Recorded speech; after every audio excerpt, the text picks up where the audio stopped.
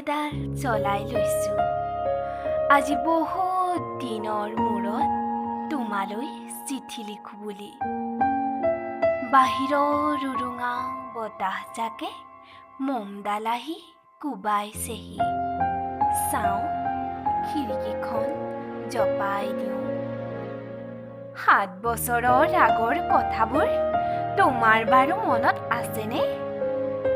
আমি যে নতুন জীৱনটোৰ পাতনি মেলিছিলোঁ।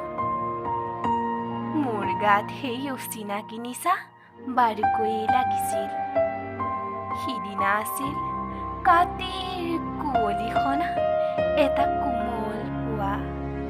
পদূলি তলসৰা শেৱালিবোৰ উপচি আছিল আৰু সন্ধিয়া মই তোমালোকৰ ঘৰলৈ নকৈ আহিবৰ দিনা আকাশৰ মেঘৰ মোহনা হালধীয়া জন্তু নাওখন হৈ আমাক যে ৰিঙিয়াই মাতিছিল তৰাৰ দেশলৈ।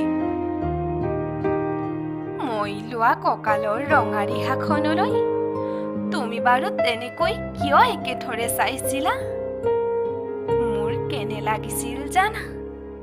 তুমি যেন কোনোবা দূৰ বিদেশৰ স্বপ্নাতুৰ আলোকৰ মানুহ, আৰু মই যেন তলসৰা এপাহ শেৱালি।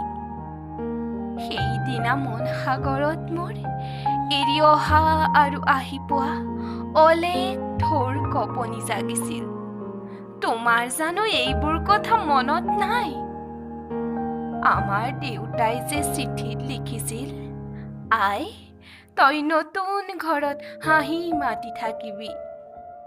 এইবোৰ 7 বছৰৰ আগৰ কথা। মোৰ যে সকলোবোৰ পুৰাণৰ সাধু যেন লাগে। জেঠমহীয়া দেউতাৰ বছেৰেকীয়া হৈ গ'ল। তোমাৰ বাবুল এতিয়া বৰটো হৈছে। তাৰ ওপৰ পাৰিত এধান ইমান ডালিম গুটি যেন দাঁত অকণি গজিছে। সি মোক একেবাৰে এৰিকে নিদিয়ে। কেতিয়াবা মোৰ যে ইমান খং উঠে, তুমি নাই নহয় সেইকাৰণে। সি বাৰু মোৰ বগা সাজযোৰলৈ এনেদৰে তধা লাগি চাই থাকে কিয়? তাৰ উপজাৰে পৰা এইযোৰ কাপোৰ চিনাকি সেইকাৰণে নহয়। বাবুল এতিয়া বৰটো হৈছে বুজিছা। আৰু ডাঙৰ হ'লে স্কুলত তাক নাম লগাই দিম।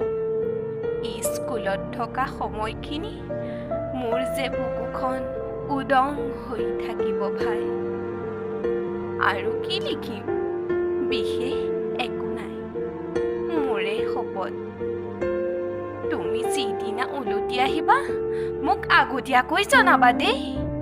মই ভোক দৈয়েদি ভটিয়াই গৈ ব্ৰুহা লুইতৰ বুকুৰ পৰা তোমাক ৰিঙিয়াই মাতিম। তুমি যিদিনা উলটি আহিবা মোক আগতীয়াকৈ জনাবলৈ নাপাহৰিবা দেই। মৰম লবা। ইতি তোমাৰ মমতা। পুনঃ এইবাৰ বুজিছা, মাঘৰ বিহুৰ মেজিৰ জুইকুৰা বৰ ৰঙাকৈ জ্বলিছিল।